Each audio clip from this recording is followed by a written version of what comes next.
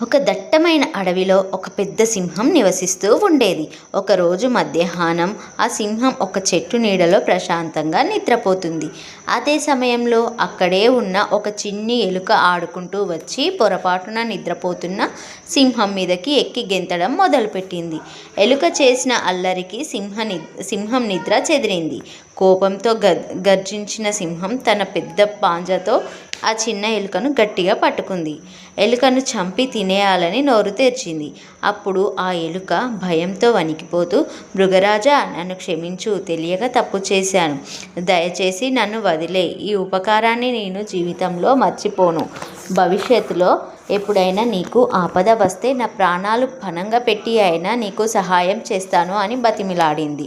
ఆ చిన్ని ఎలుక మాటలు విన్న సింహానికి పెద్దగా నవ్వు వచ్చింది. ఇంత చిన్నదానివి నాకెలా సహాయం చేయగలవు అని నవ్వుతూనే ఎలుక మీద జాలిపడి దాన్ని వదిలేసింది.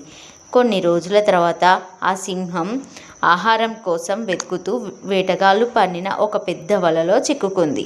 వల నుండి బయటపడడానికి సింహం ఎంత ప్రయత్నించినా లాభం లేకపోయింది. అప్పుడు ఆ సింహం నిస్సహాయ స్థితిలో గట్టిగా గర్జించింది. అడవిలో ఉన్న జంతువులన్నీ ఆ గర్జనను విని భయపడ్డాయి. కానీ ఆ మార్గంలో వెళ్తున్న ఎలుక మాత్రం ఆ గర్జన విని, నా ప్రాణాలు కాపాడిన సింహం ఆపదలో ఉన్నట్లుంది అని వెంటనే అక్కడికి పరిగెత్తుకుంటూ వచ్చింది. వలలో చిక్కుకున్న సింహాన్ని చూసి ఎలుక ఏమాత్రం ఆలస్యం చేయకుండా తన పదునైన పళ్ళతో ఆ వలను కొరకడం మొదలుపెట్టింది. కొద్దిసేపట్లోనే వల మొత్తం తెగిపోయి సింహం బయటపడింది. తన ప్రాణాలను కాపాడిన ఎలుకను సింహం కృతజ్ఞతలు చెప్పింది. చిన్నదానివి అయినా నిన్ను చూసి నవ్వినందుకు నన్ను క్షమించు.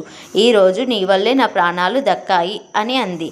ఆ రోజు నుండి సింహం, ఎలుక మంచి స్నేహితులుగా మారిపోయారు.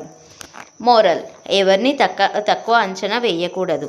రూపం చూసి ఎవరి సామర్థ్యాన్ని తక్కువ చేయకూడదు. ఎంత చిన్నవారైనా సమయానికి గొప్ప సహాయం చేయగలరు. ఆపదలో ఆదుకునేవాడే నిజమైన స్నేహితుడు.